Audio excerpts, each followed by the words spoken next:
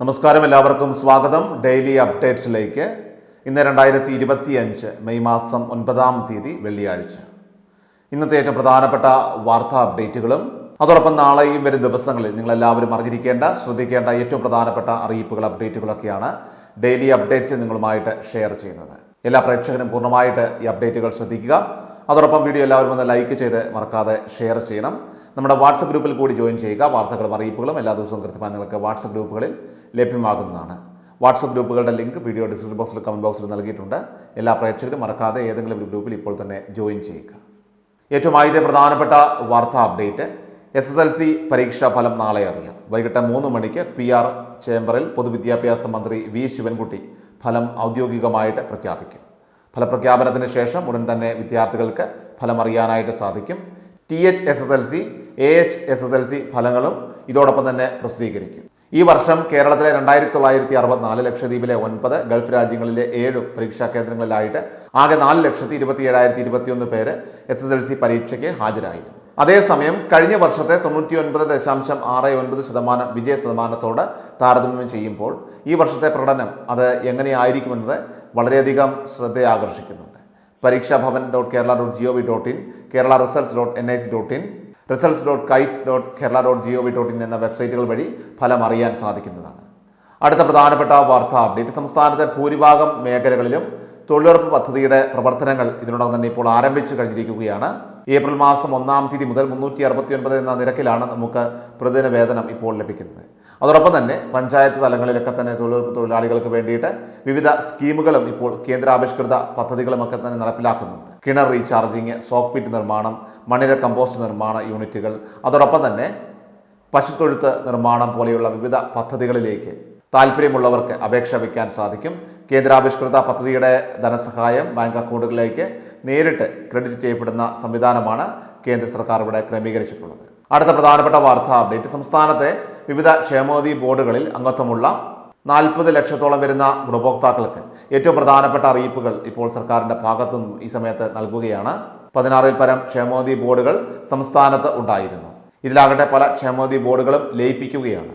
ഇത് പ്രകാരം ഇനി 10-ഓ 11-ഓ ക്ഷേമനിധി ബോർഡുകളായിട്ട് ഇവയെല്ലാം തന്നെ പ്രവർത്തനം ചുരുക്കപ്പെടുന്നതായിരിക്കും.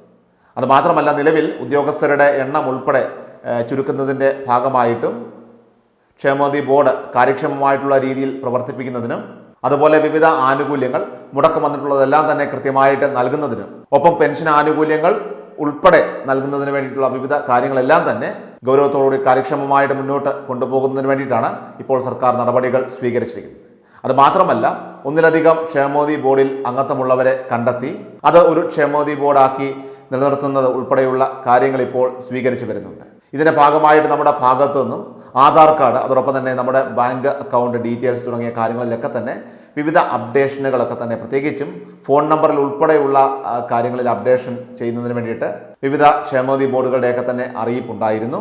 അത് നമുക്കാകട്ടെ അക്ഷയ കേന്ദ്രങ്ങൾ വഴിയൊക്കെ തന്നെ ചെയ്യാനും സാധിക്കുന്നതാണ്. അല്ലെങ്കിൽ ജില്ലാ ഓഫീസുകൾ വഴിയൊക്കെ തന്നെ ഇത് നൽകാൻ സാധിക്കും. കാരണം മറ്റൊന്നുമല്ല, നമുക്ക് വ്യക്തിഗത തിരിച്ചറിയൽ കാർഡ് കൂടി ഇതിലൂടെ ലഭിക്കുന്നതാണ്. എന്തെങ്കിലുമൊക്കെ തിരുത്തലുകൾ ഇതിൽ ആവശ്യമാണ് എങ്കിൽ അത് നൽകുന്നതിന് വേണ്ടിയിട്ടും അതോടൊപ്പം തന്നെ കുടിശ്ശിക ഉൾപ്പെടെയുള്ള ആനുകൂല്യങ്ങൾ അത് കൃത്യമായിട്ട് അടച്ചു തീർക്കുന്നതിന് വേണ്ടിയിട്ടൊക്കെ തന്നെ ക്ഷേമനിധി ഗുണഭോക്താക്കൾ ശ്രദ്ധിക്കേണ്ടതാണ്. വിദ്യാഭ്യാസ വിവാഹ ധനസഹായ പദ്ധതികൾ, അതോടൊപ്പം തന്നെ ഇൻഷുറൻസ് പരിരക്ഷാ പദ്ധതികൾ, പെൻഷൻ, ഇങ്ങനെയുള്ള വിവിധ സ്കീമുകൾ ഇത്തരത്തിൽ ക്ഷേമനിധി ബോർഡുകൾ നടപ്പിലാക്കുന്നുണ്ട്. അടുത്ത പ്രധാനപ്പെട്ട വാർത്താ അപ്ഡേറ്റ്, ഈ മാസം മുതൽ എല്ലാ റേഷൻ കാർഡ് ഉടമകൾക്കും മണ്ണെണ്ണ ലഭിക്കുന്നതാണ്. സംസ്ഥാനത്തെ മഞ്ഞ, നീല റേഷൻ കാർഡ് ഉടമകൾക്ക് കഴിഞ്ഞ 1 വർഷമായും മറ്റ് റേഷൻ കാർഡ് ഉടമകൾക്ക് 2 വർഷത്തിലധികമായിട്ട് മണ്ണെണ്ണ വിതരണം ചെയ്തിരുന്നില്ല. ഇതോടെ വീട്ടമ്മമാരടക്കം നിരവധി പേർ വലിയ ബുദ്ധിമുട്ടിലായിരുന്നു. വീട്ടിലെ അത്യാവശ്യ സാധനങ്ങളിൽ ഒന്നാണ് മണ്ണെണ്ണ. തീ പിടിപ്പിക്കുന്നതിനും മറ്റ് ചില്ലറ ആവശ്യങ്ങൾക്കുമൊക്കെയായിട്ട് മണ്ണെണ്ണ അവശ്യ വസ്തുവായിരുന്നു. മഞ്ഞ കാർഡ് ഉടമകൾക്ക് 1 ലിറ്ററും അതോടൊപ്പം തന്നെ പിങ്ക്, നീല, വെള്ള കാർഡ് ഉടമകൾക്ക് 1/2 ലിറ്റർ വീതവുമാണ് ലഭിക്കുക. ഏപ്രിൽ മാസം മുതൽ ജൂൺ മാസം വരെയുള്ള വിഹിതമാണ് ഇത്.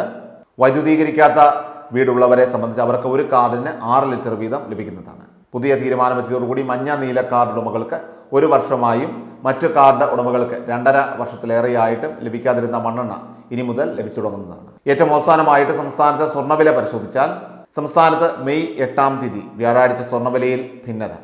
രാവിലെ വർധനവുമായി എത്തി ഉപഭോക്താക്കളെ ഞെട്ടിപ്പിച്ച സ്വർണ്ണ നിരക്ക് പിന്നീട് കുറഞ്ഞു. തുടർച്ചയായിട്ടുള്ള 4 ദിവസത്തിനിടെ പവന് രേഖപ്പെടുത്തിയ 3000 രൂപയിൽ നിന്നാണ് മണിക്കൂറുകൾക്കകം തന്നെ 1160 രൂപ കുറഞ്ഞത്.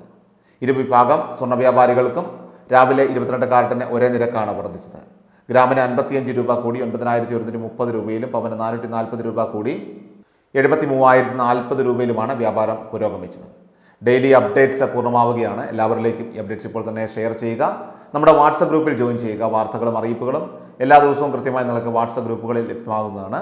വാട്സപ്പ് ഗ്രൂപ്പുകളുടെ ലിങ്ക് വീഡിയോ ഡിസ്ക്രിപ്ഷൻ ബോക്സിലും കമൻറ്റ് ബോക്സിലും നൽകിയിട്ടുണ്ട്. എല്ലാ പ്രേക്ഷകരും മറക്കാതെ ഏതെങ്കിലും ഒരു ഗ്രൂപ്പിൽ ഇപ്പോൾ തന്നെ ജോയിൻ ചെയ്യുക. വാർത്തകൾ എല്ലാവരിലേക്കും മറക്കാതെ ഷെയർ ചെയ്യുക. വീണ്ടും ഡെയിലി അപ്ഡേറ്റ്സുമായിട്ട് നമുക്ക് നാളെ കാണാം. കൃഷൽ മീഡിയ എല്ലാ ദിവസവും വാർത്തകളും അറിയിപ്പുകളും ലഭിക്കുന്നതിനായി ചാനൽ സബ്സ്ക്രൈബ് ചെയ്യുക. വീഡിയോയുടെ നോട്ടിഫിക്കേഷൻ ഉടൻ ലഭിക്കുന്നതിനായി ബെൽ ഐക്കൺ അമർത്തുക.